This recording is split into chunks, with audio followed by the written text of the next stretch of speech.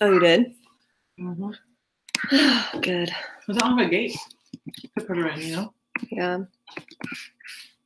Oh. That's true. Oh, yeah. Yay! It worked for you. I'll turn mine down.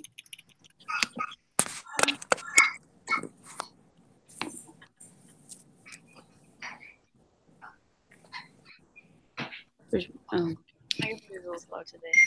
no. For some boy out.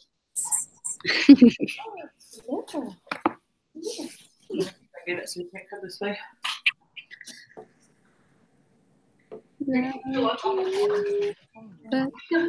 So sweet. It's fun. Why are you talking to him? Yeah, like to be interested in me romantically, like through mutual, like how did it come to pass? Wait, what part of Utah?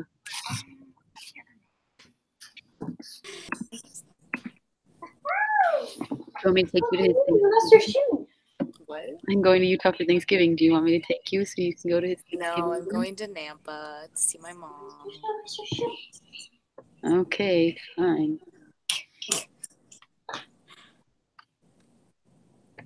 Put your shoes over here, Ed. Wow, you're real slow. You can share with me. My computer's real slow today.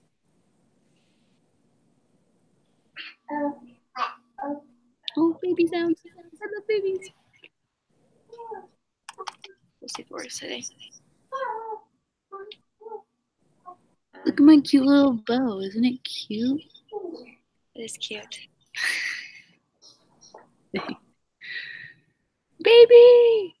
I'm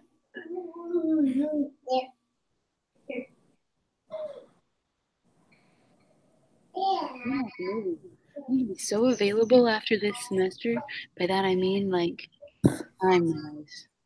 I can do whatever I want forever. Come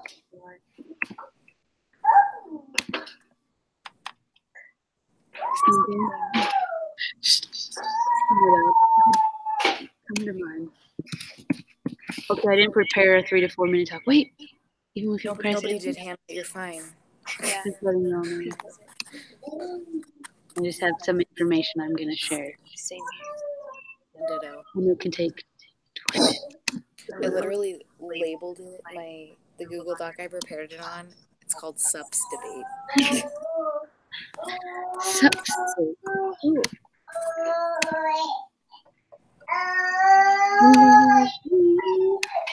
But don't show me.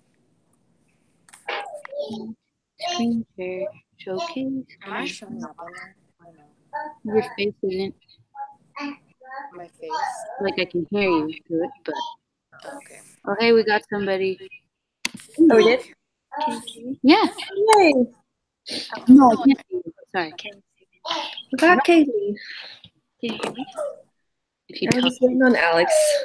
Can you hear me? no. Oh, it's working. Oh, you. Guys, What page? I got this lotion, and because my hands are just so dry. Did you say something about black people? No, it's like black Isn't people. it? You know? Called honey and black seed. Is that why you said that? No. Doesn't kind of? I don't know what black people smell like. Oh, this is our computers. I have to mute mine. Oh well. Or you could scoot over. Or I could scoot over. Oh, there we go. Hey, Alex. Yo, what's up? Give her yours. How's everybody doing? I don't know what black people smell like, but that does not smell like. We've got everybody. You're a strange human, Hannah. But we can't hear Alex at all. Can't hear anybody? No, I can, just not Alex. Oh, it's Alex. I can hear him. Oh, it's like barely. Okay. I think he just needs to talk louder. Okay, okay. You can hear me, right, Caroline? I can hear Now I can hear that. Sweet. All right, squad, let's do this ish.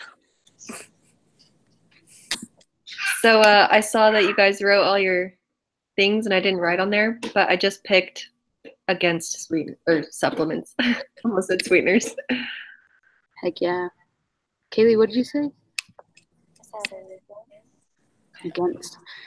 We're gonna win. Hopefully, just it's not a competition. I put 4, so Yeah, Well, before- you won't go to hell for that. I don't think. all right. I'm ready to throw down with whoever. Since there are more against, we want to start with against, and then go 4 against, 4 against. So start with against. Mhm. Okay. The rest of the week. Should we start with against? Okay, I'll start, I guess. So this is probably going to take less than 3 or 4 minutes. That's fine. I looked up this article, talked a lot about supplement-induced liver injury and how it's like a difficult to assess, but basically more and more people are presenting with liver disease or injury from supplements, and it's caused or most often caused by these performance enhancing supplements or like bodybuilding and also like weight loss supplements. Away from them because the computers are making me now. I guess you'll see. Anyway. So yeah, those supplements thought to improve physical performance, endurance, and appearance, basically. And they're like over the counter, so they're not regulated by the FDA.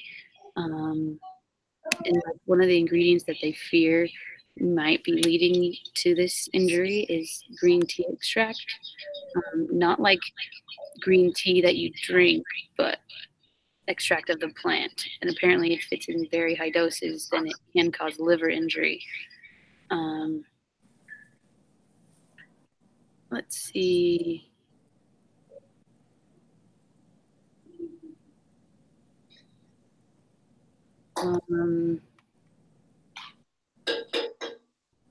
So yeah, they usually just take it in too high of a dose. And because the FDA doesn't control it, they can't control what they say. They're not allowed to say that it can prevent disease, but they have to say that it's safe, even though nobody checks to see if it's actually safe. That makes sense. So supplements, first of all, aren't regulated by the FDA. They have to say they're safe, even if it's not tested, and they can't say whether it prevents disease risk. So if they do, it's like super a lie.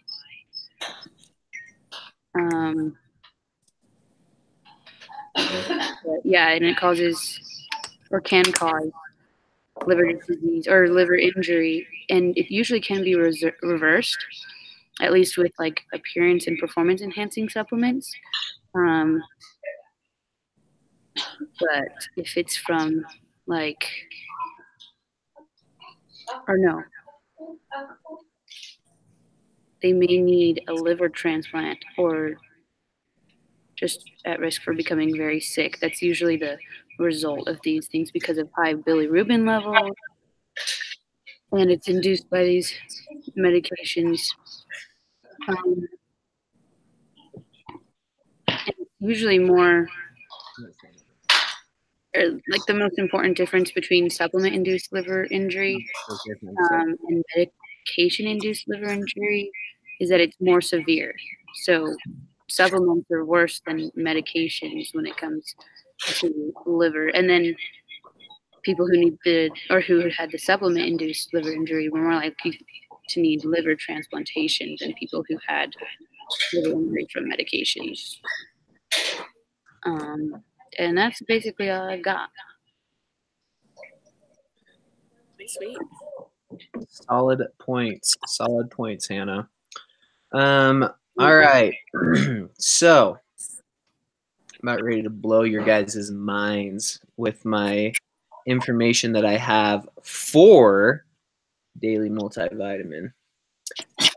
Okay, so basically, I think, okay, a question I'm just going to pose to everyone. You guys don't need to answer it, but who knows enough about nutrition and what's included in all the different foods as far as the micronutrients go, with vitamins and stuff, to know exactly what you should eat every day in order to cover all of your basic nutrients? If you do know that, raise your hand.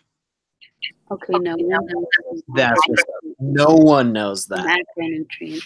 because no one's really that specialized into, like, unless you're like a registered dietitian or people that have like studied it for years and years. So, wait, I have a question. Are you Yeah, saying that we don't know like the upper level, like tolerable intake? no, I'm not necessarily that. I'm just saying, like, generally overall, like, if you were to be like, okay, like, I don't need to take any daily multivitamins because I know exactly what foods I should eat that should cover all the things that I need to, like, keep me healthy and all that. And so basically the gist of what I found just kind of talks about that. So just like a basic low dose 1 a day multivitamin, it gives you kind of like an insurance policy against any kind of nutritional deficiency. And then higher dose multivitamins, that's going to like raise you above simply just like, okay, I'm covered, to like living at an optimal health level, if you can say it that way. So this article from betternutrition.com, there's this guy, Duffy McKay. He's vice president, scientific and regulatory affair at the Council for Responsible Nutrition and naturopathic doctor in a private practice. He says basically it's impossible to guess, like, on any given day, whether you're missing a B vitamin or vitamin C or a mineral. So that's the reason why basic multivitamin is a good thing, because it just is going to ensure that you're getting everything you need. There was a study of 586 women that was done, published by the American Journal of Clinical Nutrition. It found that the cells of those who took multivitamins were younger. So basically, it just gives a correlation between multivitamins and like a slower aging process. Less cancer has also been reported. And the Journal of American Medical Association said that those who were taking a multi had a 12% less risk for all cancers other than prostate cancer, if you're taking a daily multivitamin. Another interesting one that I found was there's been multiple studies that have tracked more than 43,000 pregnant women, and it found that those who were taking multis before and during pregnancy reduced the risk of premature low birth weight babies, which is kind of interesting. And that came from the New England Journal of Medicine. And so that was kind of interesting. And then, let's see here. I found an article, a peer-reviewed article that was published back in March of 2003. And out of 130 participants that were in it, the conclusion it came to was a multivitamin and mineral supplement reduced the incidence of participant-reported infection and related absenteeism in a sample of participants with type 2 diabetes and a high prevalence of subclinical micronutrient deficiency. Basically, those who are on a multivitamin are a little bit less of a risk to get sick, is what that was talking about. And so I think the most important thing is to try and get like all of your nutrients through like your food, so that you don't have to have a multivitamin, but it's just a good thing to have that you can take that just kind of covers all of your basis, and you'll for sure be good if you're taking them. And so one other thing I found from Healthline Healthline.com says that daily multivitamin, it helps just give you a really good foundation for your health. It protects you against experiencing stress, sleeping poorly, or not getting enough exercise. And it says even with a perfect diet, there would be issues that like kind of creep in, and that's what a daily multivitamin can help do, is just cover those bases to keep you more at an optimal level. So that was basically the gist of what I found. Cool, that was awesome. That was good information. Not bad. Yeah, it was really good. I guess I can go next for the, what is it? Against? Against. I'm against. All right, guys. Here we go. No, I'm just kidding. So something that I did find kind of relating to what Alex was saying, because he talked about how vitamins and minerals, how they had a good effect on people that had type 2 diabetes and people that had deficiencies with vitamins. And that is really true, that vitamin deficiencies and things like that, like multivitamins have a good effect on those type of people. But in like America and things like that, there are a few people that have like vitamin deficiencies, like that necessarily like need a supplement or a multivitamin to live, I guess you could say. And so, and even if there was a multivitamin that had enough to, I don't know, counteract the deficiencies, like it wouldn't be big enough to, I don't know, does that make sense? It wouldn't be big enough to counteract those deficiencies. You'd have to take like a massive vitamin, you know what I mean? And so if you had like scurvy or something like that, there wouldn't be enough in just one little vitamin of vitamin C to counteract scurvy. You know, you'd have to take like, I don't know, you'd have to take like a pretty big vitamin. And so just with that, it doesn't really have a difference on people that don't have like vitamin deficiencies. And then I also found through John Hopkins Medicine that like half of American adults, 70% of which are 65 and older, take a multivitamin or other supplement regularly. So that's like a huge, like, I don't know, portion of the United States that takes multivitamins. And there was an analysis done that involved 4,500 people, which found that multivitamins do not reduce risk for heart disease or cancer. And they also tracked the mental functioning and multivitamin use of 5,000 men for 12 years and found that multivitamins do not reduce the risk for mental decline, such as memory loss and slowed down thinking. And if you are getting enough nutrients, like if you're able to have access to good fruits and vegetables and whole grains and things like that, you can, if you do take a vitamin that has 100% of the vitamins and minerals that you need, you could be overdoing it on your vitamins and minerals, kind of like Hannah was saying, and you could have liver problems, you could have like tons of effects that could put you in a lot of danger. So also, my last point, multivitamins are super expensive.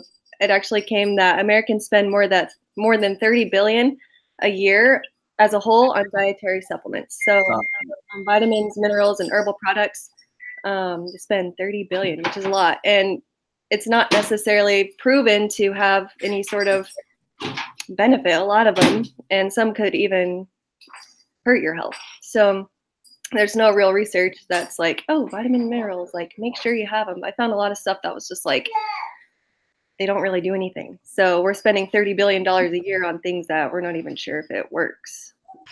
So yeah, anyway, that's all I have. Those 3 points. Good point. Is it my turn? Yes. Let's see. So a lot of the stuff I found was to help older adults. And one interesting thing I found was that it helps neurological damage in people aged 50 years and older, and bone disease by supplementing the diet from iron, folic acid, vitamin B12, and vitamin D. I didn't, yeah, so like out of all the stuff I looked up, it didn't really help that much younger people. But it was the older generation, just because their body doesn't absorb nutrient or vitamins and minerals as I guess as much or as quickly. And I did so overall. It said that the evidence was kind of inconsistent with cancer prevention or cancer cause, but then vitamin E, like you said, Alex, vitamin E intake, if you have too much, it can increase prostate cancer in men. And then also that it slowed eye deterioration. So a lot of people, they get more farsighted as they get older, and so that slowed it down a little bit. But that's pretty much all I got from the points that we already covered. Cool. Okay, I think it's my turn. Okay, so most of mine has already been said, but one thing that I had is the bioavailability of the vitamins. So generally when manufacturers turn compounds into vitamins and minerals, can you hear me? I think your thing's muted. I can hear you. It takes away some of the natural manufacturing, and so it doesn't have as much, and the body can't absorb it as well, just because it's not coming from natural foods. And so, because when you're getting it from a nutrient-dense diet, the vitamins and minerals are in an isolated form. And then when you put it in the manufacturer's get synthetically produced vitamins, it's not isolated, so it's kind of in a fraction piece.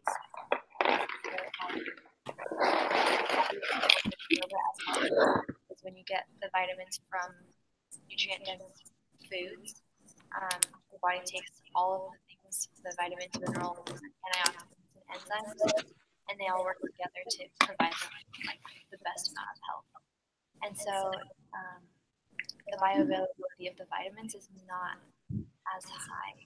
Also, I read somewhere that if someone was to take a vitamin that was the recommended daily amount of calcium, they wouldn't be able to, it's almost physically impossible to get all of that in a vitamin. And so I think the best option is getting it from your food, from naturally occurring places. And that's it. Oh wait, can I say one thing? Yes, and then I'd like to follow up. Okay, so I think people kind of use vitamins and supplements as like an easy way out because people's diets just suck overall. And so they're like, oh, well, I'll take this vitamin and I'll get all the nutrients, when really, it can maybe help a little bit, but I think most of our stuff should come from. Okay, so I have a couple things that we talked about in my sports nutrition class, and it has to do with supplements.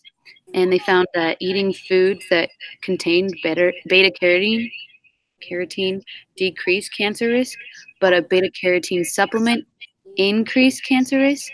And they had similar results for supplemented vitamin E as well. So that's just a point that even though these things, this is the supplement that you need, it's not solving what you think it is. And you don't know the contents of these supplements. They don't have to tell you what's in it, and you don't know if there's pro hormones in it. People in the Olympics, they just don't use supplements or even multivitamins because there are no guarantees that they won't contain banned substances or muscle building and recovery powders or protein powders that contain those pro hormones. And so they just don't use them because they'll be kicked out because they're not allowed to use these other things. And since it's not regulated, we don't know. And even athletes or these people in the Olympics, they tend to overuse supplements. they're more at risk for getting too much. And so that's something to consider. So the recommendation is a low dose if used, and most people don't even need supplements. They usually get enough from what they eat. And then when they take too much, they're at larger risk than if they had not taken anything at all. And then also, I think Kaylee or Caroline, I think actually it was, said that it should never be viewed as a cover up for a poor diet. Or who said that? Me. Was it you, Paige? Okay, never mind. It was Paige. But yeah, they're like, we can't assume, and even in sports nutrition, we talked about how just because they contain the same nutrients from food, it doesn't mean they'll perform the same physiologically. And so that's kind of like with the beta carotene supplement and the foods that contain beta carotene, because the food actually decreased cancer risk, but beta carotene supplement increased cancer risk. So I just think you shouldn't take supplements, but That's true. And then I saw something that said that in smokers, if you take vitamin A or something, it increases your risk of lung cancer even more than just vitamin A. So Well, and like, okay, so I was on Accutane for 6 months, and that's like just a super intense dose of vitamin A, and it's a type of chemotherapy, and so yeah, too much of a vitamin is not good for you. Paige, are you converted to the against supplement side? Sorry, I might leave you, Alex. You're the only one. Come on, you clowns. All right, I'll stick by my guns here. Do you have anything to say for yourself, Alex? Oh, I can go all day, Hannah. So then, don't concede. I'm not gonna concede. I've got some good points. You guys, all you guys' points are really good, but like, You still believe your side.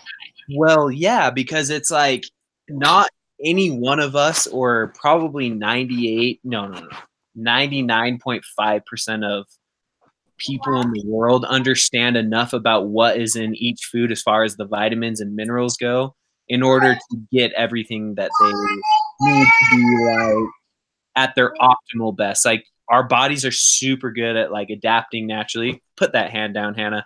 And so we can like, our bodies will adapt naturally and we'll be able to live obviously well because our bodies are good at that. But if we get everything that we need to, we'll be at a better level than we were.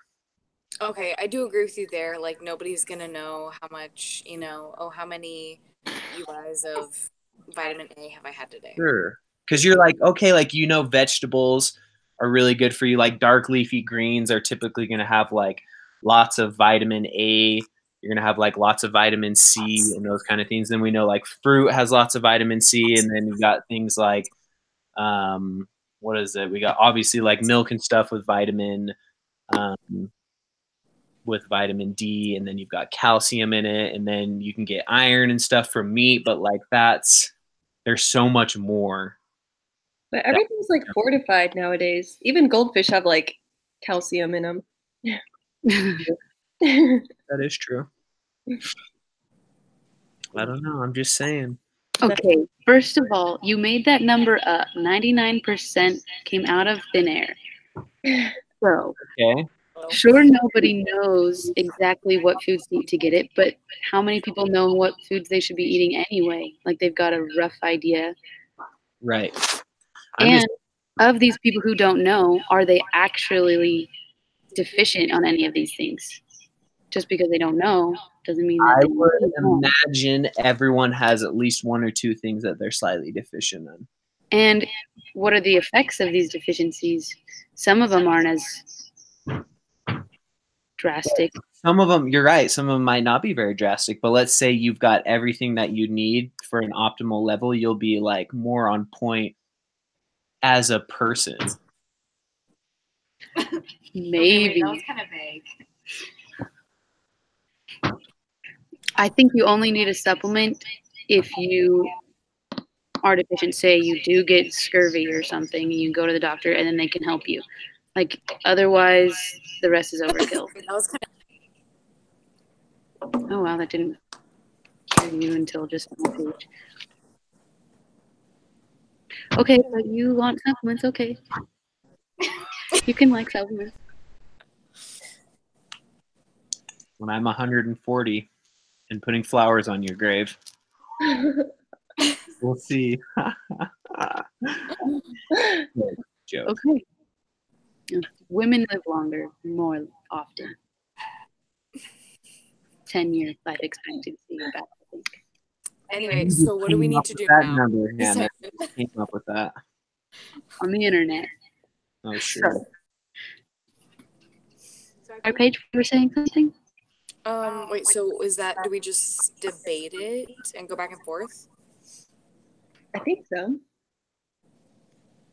So didn't we do that?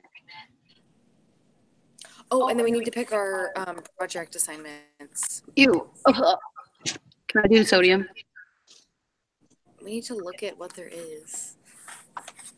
No, Hannah, said- you shouldn't do any of these because you don't believe in supplements. You don't believe in minerals. So Well, people don't supplement sodium usually, but still it's a micronutrient.